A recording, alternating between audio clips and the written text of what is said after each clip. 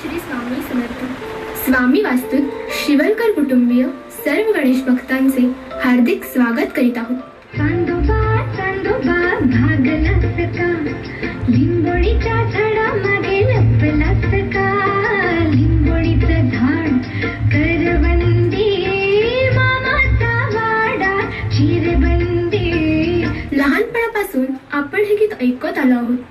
आपण आतापर्यंत फक्त आकाशात लहान मुलांना दाखवणारा चंद्र, चांदमामा म्हणत होतो. तो मामा खूप दूर आहे असं आपल्याला वाटत होतं. आपल्या आधीच्या पिढ्यांपासूनच आपल्या पिढीपर्यंतच नव्हे तर आता आपल्या पुढच्या पिढीला सुद्धा हेच प्रत्येकाला वाटत आलं आणि आपण प्रत्येक पिढीने आपल्या बाळाला तो चांदमामा म्हणूनच त्याची ओळख करून दिली आहे. मग खरंच मामा इतका लांब राहू शकतो का? तर राहू शकत नाही. तर किती जवळच आहे हे सांगणारे उत्तम उदाहरण आहे की बहीण म्हणजे पृथ्वी प्रत्यक्षात भावाला म्हणजे चांदमामाला भेटायला गेली आहे आणि भारताने चंद्रावर पाऊल ठेवून एक इतिहासच रचला आहे. 3, 2, 1, 0 +5 seconds. Lift off normal. Here we have a majestic lift-off of LVM-3 M4 rocket carrying India's prestigious Chandrayaan-3 spacecraft. P2 tracking. As the rocket is soaring through the clear skies, every second moving closer to the accomplishment of the most important milestone in its mission to moon. Every Indian witnessing the launch live is content with the feeling of watching history in the making. याचा अर्थ आपण मामाच्या घरात जाऊन बसलोय. जो मामा खूप लांब आहे असं आपल्याला वाटत होतं तो आपल्याला भेटत नव्हता, फक्त लांबून दिसत होता. तर आज प्रत्यक्षात तिथं आपलं काहीतरी अस्तित्व मामाकडे गेलंय. हा सर्वात मोठा आनंदाचा क्षण आहे. त्यामुळे ही मोहीम यशस्वी झाल्याबद्दल सर्व भारतीयांचे, भारतातील इस्रोचे वैज्ञानिक आणि पंतप्रधानांचे खूप खूप अभिनंदन. ही प्रत्येकाने केलेली मेहनत फळाला आली. मेहनत जर केली तर त्याचं फळ काय मिळतं आणि प्रामाणिक मेहनत असेल तर त्याचा लाभ कसा होतो याचे उत्तम उदाहरण आहे असं म्हणायचं. त्याचाच आनंद आता प्रत्येकाच्या मनात आहे. कारण संपूर्ण जगामध्ये ही मोहीम अशा पद्धतीने यशस्वी करणारा आणि दक्षिण ध्रुवावर लँड करणारा भारत हा जगातील पहिला देश आहे.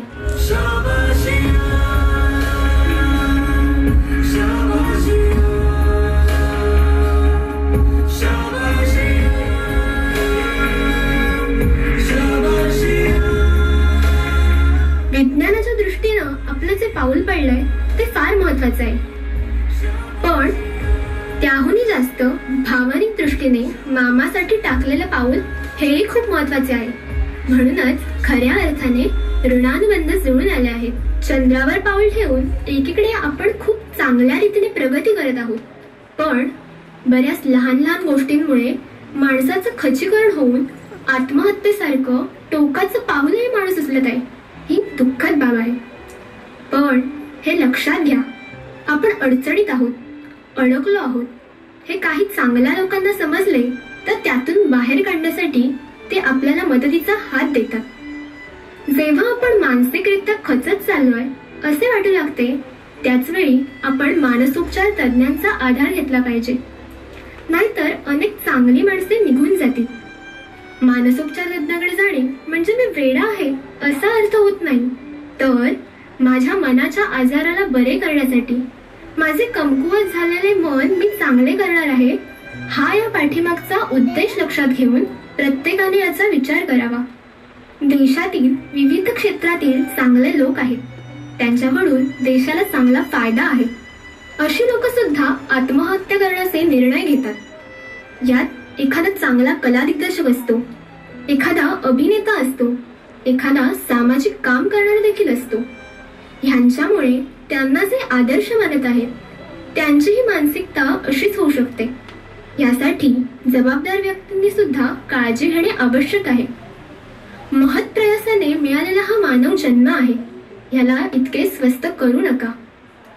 आपण जे स्वराज्यात आज राहत आहोत ते स्वराज्य उभारण्याकरता श्री छत्रपती शिवाजी महाराजांसारख्या मातब्बर राज्यकर्त्यांनी अतोनात कष्ट घेतले. वसुधैव कुटुंबकम हाच मंत्र उराशी बाळगला आणि स्वराज्याच्या उभारणीकरता संपूर्ण आयुष्य वेचले. वयाच्या अवघ्या 54व्या वर्षी त्यांचं देहावसान झालं. त्या शिवाजी महाराजांना स्वतःचं घर कधी शांतपणे बघता आलं ना कधी कुटुंबासमवेत रमता आलं. तर त्यांचा जय जयकार करण्याची आपल्याला गरज आहे. पण जर कोणी शिवाजी महाराजांचा विरोध करणाऱ्यांचा जय जयकार करायला लागला तर असे कृत्य करणाऱ्याला आपण वेळीच ठेचले पाहिजे. आणि ह्यामुळेच नाहक दंगे उसळतात.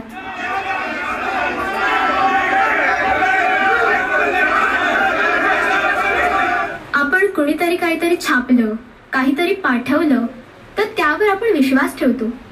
कोणीतरी काहीतरी द्वेषयुक्त मेसेज पाठवला, आपल्या डोक्यात विष पेरलं तर सारासार विचार करण्याची बुद्धीच राहत नाही आपल्यात. माझ्या हातात जे यंत्र आहे त्याचा उपयोग मी कशासाठी करायचा हे मी ठरवणे गरजेचे आहे. चला तर या गणेशोत्सवानिमित्त आपण एक शपथ घेऊया. एक शून्य नागरिक म्हणून मी कुठल्याही द्वेषयुक्त मेसेजला फॉरवर्ड करणार नाही. कुठल्याही महापुरुषाबद्दल जर कोणी कुठलेही आर्वाच्य काही वक्तव्य करत असेल तर त्याला माझ्या फोनमध्ये मेसेजेसमध्ये थारा देणार नाही. ते मेसेज फॉरवर्ड करणार नाही तर तात्काळ डिलीट करेन. आणि सर्वात महत्त्वाचे, प्रत्येक जातीला, धर्माला, पंथाला, स्त्रीला, पुरुषाला आदराने वागवेन आणि तरच आपण एकोप्याने आणि शांततेने राहू शकू. बाप्पा गणरायाकडे हीच एक प्रार्थना आहे. आजच्या तरुणाला सुबुद्धी दे, शिकलेल्या तरुणाला सन्मार्गाचे संस्कार दे, भावनेने भरलेल्या मस्तकात विचार दे. दंगलीत दगड उचलण्याआधी हे गणराया ज्ञान दे, विवेक दे. तू बुद्धिदाता आहेस आणि विघ्नहर्ताही तूच आहेस. तू बुद्धी दिलीस आणि त्यापासून आम्ही मोबाईल तयार केला. पण आता त्या मोबाईलचा वापर दंगल घडवण्यासाठी करायचा की मंगल घडवण्यासाठी?